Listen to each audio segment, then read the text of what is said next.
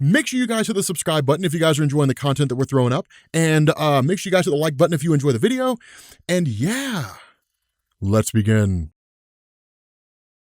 Okay, so those people who are familiar with Carol Danvers knew that we had to do this story. This actually happens in Avengers Annual number 10, but not really. So to the casual comic book reader, people say like Avengers Annual number 10 is the first appearance of Rogue, and that's where Rogue steals the powers of Carol Danvers. But that's not entirely true. So kind of wind the clock back a little bit to like the late 1970s and the early 1980s, and then jump forward to 1992. So when Miss Marvel had her original solo series in the form of Miss Marvel, Chris Claremont had this idea to roll her into the X-Men. The problem was that Marvel editorial at the time and the way that Chris Claremont wrote his stories wouldn't really allow for like a sudden shift. And so in the old Miss Marvel stories, you ended up having Mystique, who made her appearance. She reformed the Brotherhood of Evil Mutants, and then for a reason that was never fully explained, Mystique had a vendetta against Miss Marvel. But the reason why it was never explained was because the comic was canceled before we could actually see what happened. And so that fast forwards to 1992 with Marvel Superheroes Volume 2, issue number 11. And what this did is it brought in this really like first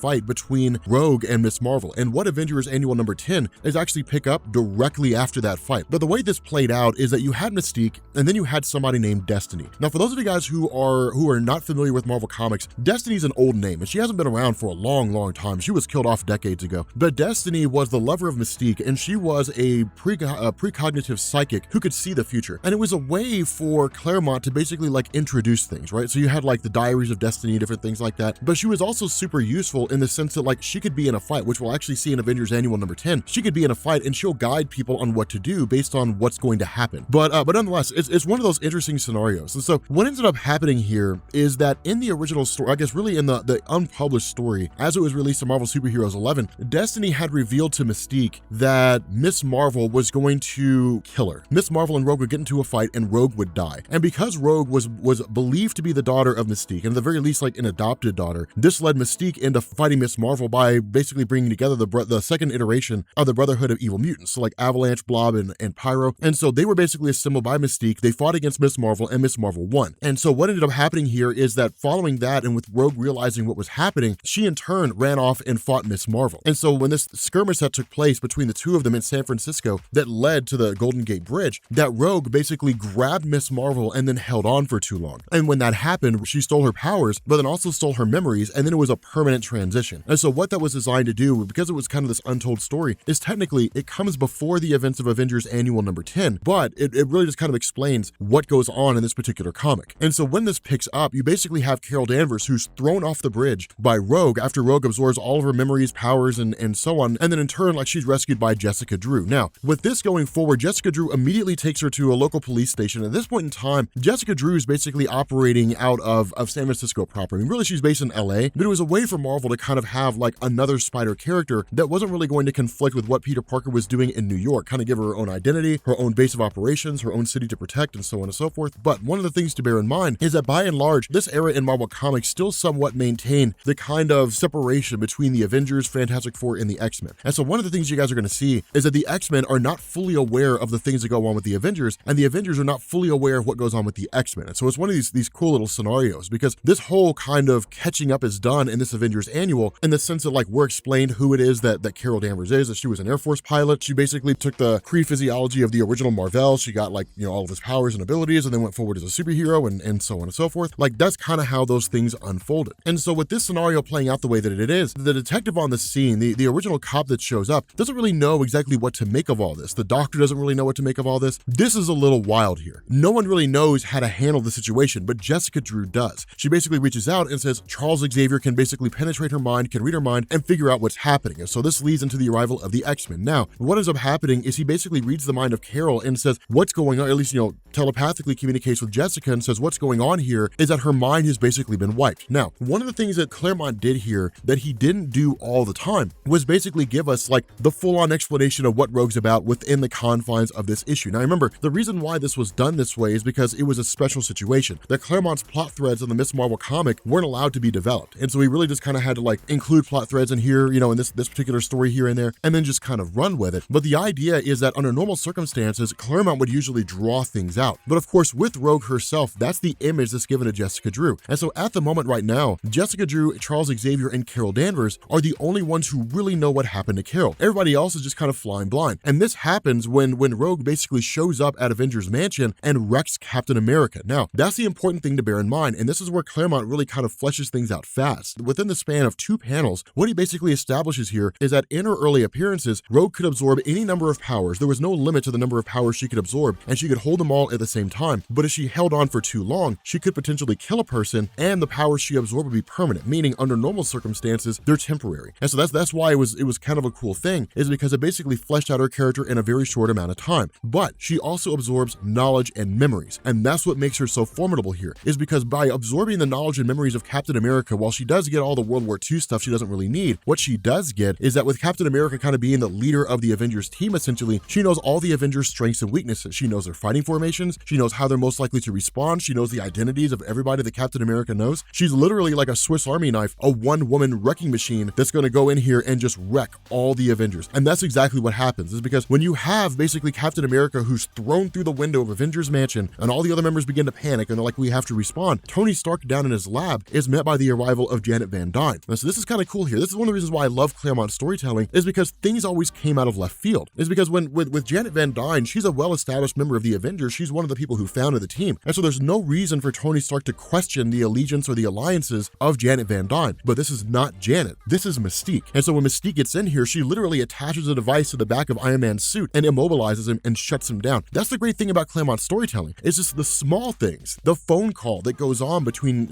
Iron Man and Thor. While it seems unessential, what it does is it builds cohesiveness. He hits him up and he says, hey, look, man, before Mystique attacks him, he hits him up and says, Captain America's been mugged. I know it sounds crazy, but somebody mugged Cap. You got to get out here. Small little things like that, the small little conversations, the small discussions that went on behind the scenes that were essentially innocuous, things like that. That's what really helped to build the characters and give them personality. Now, of course, this plays out exactly the way you would expect it to.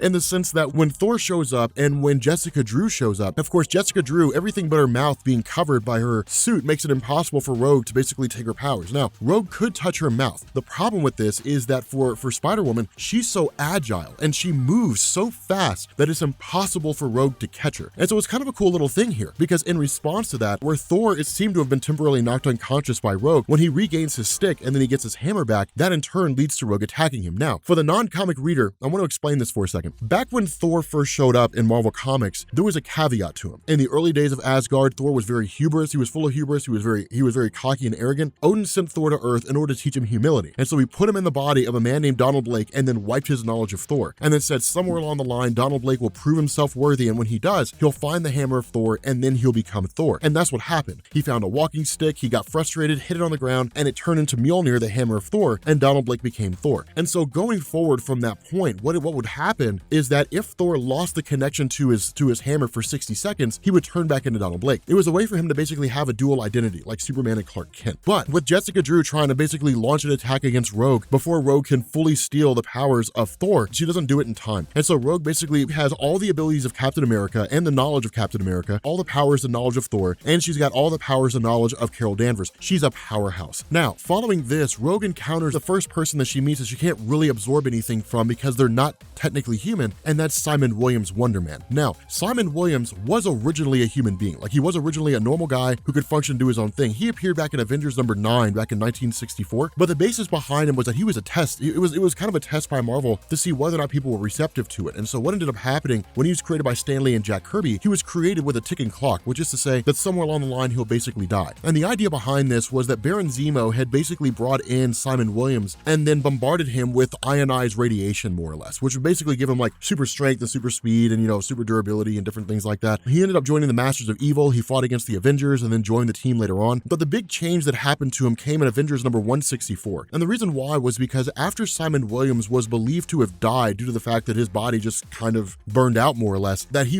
essentially like reconstituted. Now, this was also done by his brother Eric Williams, the Grim Reaper, but that's not super important. I mean, he kind of had a hand in it, but nonetheless, Simon Williams basically reemerges, but he reemerges as pure ionic energy. And so there's no flesh and blood in Simon Williams. The ionic energy he has is what gives him his physical form. But aside from that, there's no bone, there's no muscle, none of that stuff. It's literally like a skin shell that's housing like all this ionic energy. And so because of that, this is Chris Claremont establishing yet another another principle of Rogue, that she can only absorb powers from those who are living beings. And so it was an interesting little caveat. We end up having, in turn, following this, Mystique basically taking the armor, taking Tony Stark in his suit, putting him in a satellite, and then dropping him down into a prison and basically freeing almost everybody that's in there, freeing him from Riker's Island. Now, this is basically where Mystique's Brotherhood of Evil Mutants is housed. So like Pyro and the Blob and Avalanche and those guys. Now, the reason why they're here is because this comes almost immediately in the aftermath of Days of Future Past. And so where the Brotherhood of Mystique had tried to kill Senator Robert Kelly and Charles Xavier Moore McTaggart, where Kitty Pryde had come from the future to basically stop that, when the whole plot was thwarted, the forces of Mystique, minus Mystique herself, were taken to Riker's Island and they were dropped off, and that's where they've been ever since. And so this is really all just one giant ploy for Mystique to reassemble her Brotherhood of Evil Mutants. The problem with this is that she's also got Destiny at her side, and with Destiny at her side, what this does is it allows her to basically see what's going to happen and then to counter all the moves of the Avengers before they ever make them. And so that's why it's kind of a cool thing, is because you've also got Rogue facing off here alongside the Brotherhood and so on and so forth, and they do pretty well. But as soon as Destiny is basically kind of removed from the equation, right? Like as soon as Destiny is essentially like defeated here, what this does is it leads into the rest of the Avengers basically saying, look, like we can overcome this. And so what Mystique ends up doing is leaving like Pyro, leaving Blob, and leaving Avalanche behind, and then in turn like racing off, like grabbing Destiny and racing off. And it was essentially to say like Destiny was the only person that Mystique was really after in the first place, which makes sense because they were essentially lovers. So I mean, it all kind of stands to reason that would be the case. But the battle wraps up quick, fast, and in a hurry. It's a pretty straightforward battle. The Brotherhood is defeated, and then they're taken prisoner back in Riker's Island again, and that's basically it. And so what this does is it leads to the Avengers traveling to the Xavier Institute and then meeting with Carol Danvers. Now, Carol Danvers initially rebukes all of them, where she kind of accepts them to a degree, and then rejects them all. When they ask, like, how are you doing, and so on and so forth, she freaks out and she ends up leaving. And the reason why is because this kind of comes off the tail end of Avengers number 200. And Avengers number 200 was a weird story. This is a story that Chris Claremont wrote, where the idea was that Carol Danvers basically gave birth to a guy named Marcus, who in turn was a time-traveling dude named Immortus, who kind of gave birth to himself. And it's strange. It's the craziest thing. But the idea was that in this realm of limbo, where Immortus normally resides, that Marcus wanted to, I guess Immortus kind of wanted to give birth to himself or show up in like the main Marvel universe and use Carol Danvers as a means to do it. The problem with this is that Marcus essentially tricked Carol Danvers. That what he did is he basically like kind of whisked her off to his realm of limbo and tried to get her to fall in love with him. And initially she didn't want to, but over time she somewhat did, due to what some people call brainwashing, and then in turn using a little bit of manipulation from the Marcus machines, which were designed to kind of subtly alter her mind, basically got her to fall in love with him. The two of them slept together, and then Marcus himself was reborn inside the main Marvel universe. And so when that happened, because Marcus was reborn in a physical form, when they traveled to the realm of limbo, Marcus aged incredibly fast and basically died within a week. And Carol Danvers, of course, made her way back. But what went on here is that Carol Danvers tried to explain the situation, that from her perspective, she was forced into it. But the Avengers didn't really seem to see it that way, or didn't understand what was being said. And the result was that they celebrated, they congratulated her on her pregnancy, having no real idea what was going on behind the scenes. And so what this meant was that when the time came when Carol Danvers basically came back and had the opportunity to contact the Avengers, she didn't. That she was basically gone for 3 months in the realm of limbo. She came back and then vanished for 3 months and never had any contact with anybody, and looked to live a quiet life in San Francisco. And that's when she met Rogue for the first time, and the two of them fought, leading into the story. And so when the question's asked, do you want to rejoin the Avengers, the response of Carol Danvers is no. And what this did is it basically brought in what we in the comic book industry call, or we in the comic book readership call, a soft reboot. And this is basically Chris Claremont's way of saying, okay, so now that Rogue has touched Carol Danvers, Rogue has like all the abilities and all the memories of Carol, which is going to create a subplot for Rogue, where Rogue kind of has to fight her own conscience and like the personality of Carol Danvers inside Rogue's own mind. But for Carol herself, basically